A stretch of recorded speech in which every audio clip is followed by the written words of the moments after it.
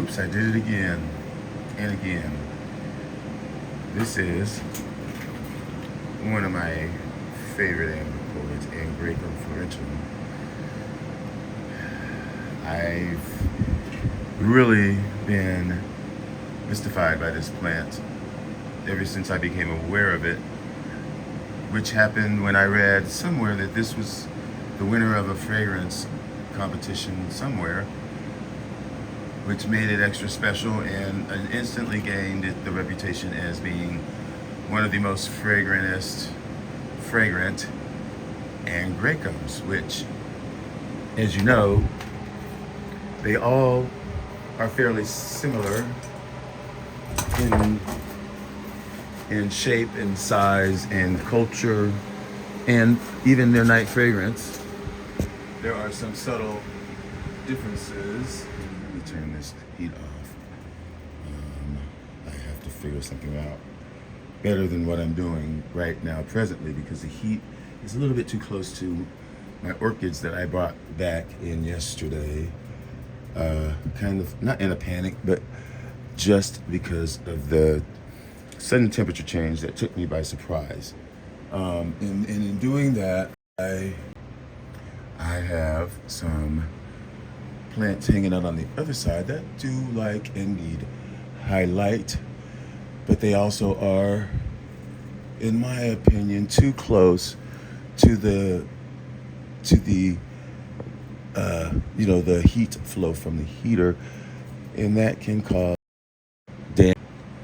So for now, I have to. I'm turning it off, and I'll have to figure something else to do by nightfall, because the temperatures are going to get a little bit cooler tonight. The high today is only going to be about in the 50s.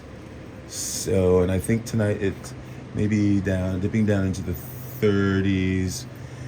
So I'm going to have to use the heater at some point, but I will do that later.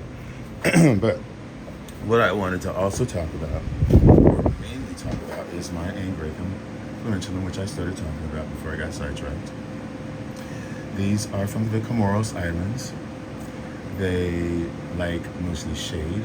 They are epiphytic, and they grow attached to the base of trees in good shade, good moisture, dappled light. What can I say? They are a reed-stemmed type that gets their inflorescence from the inside of the axil where the leaf comes out. They are day and night fragrant, and they do produce lots of kikis, which again, they grow up to produce plants that bloom, and they can also be pulled up and propagated and started.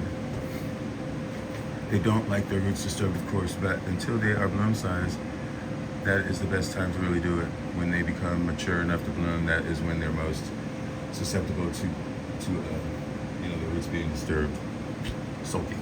They can sulk for many years. But I did it again.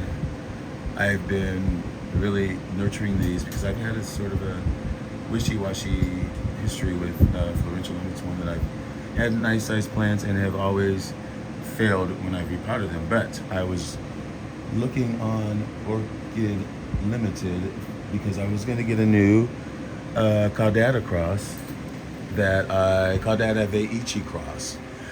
And in doing that, I came upon they had a Angraecum florentulum specimen size in many spikes and some in bloom.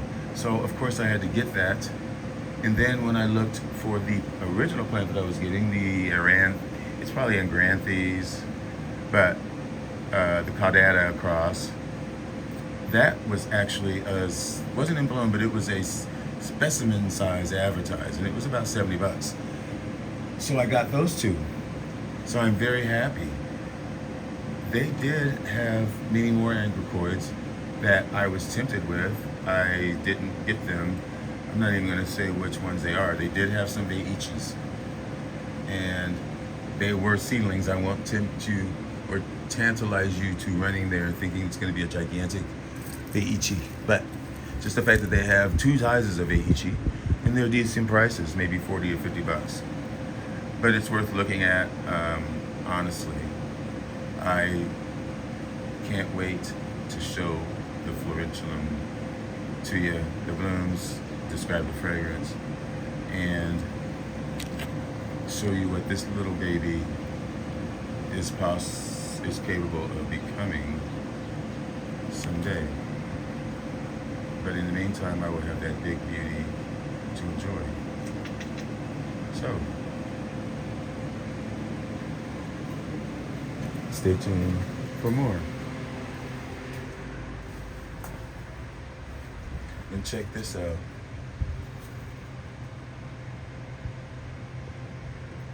And there's another flower.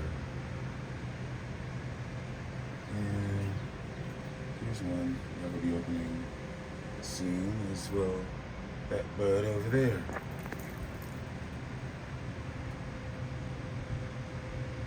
So, thanks for watching.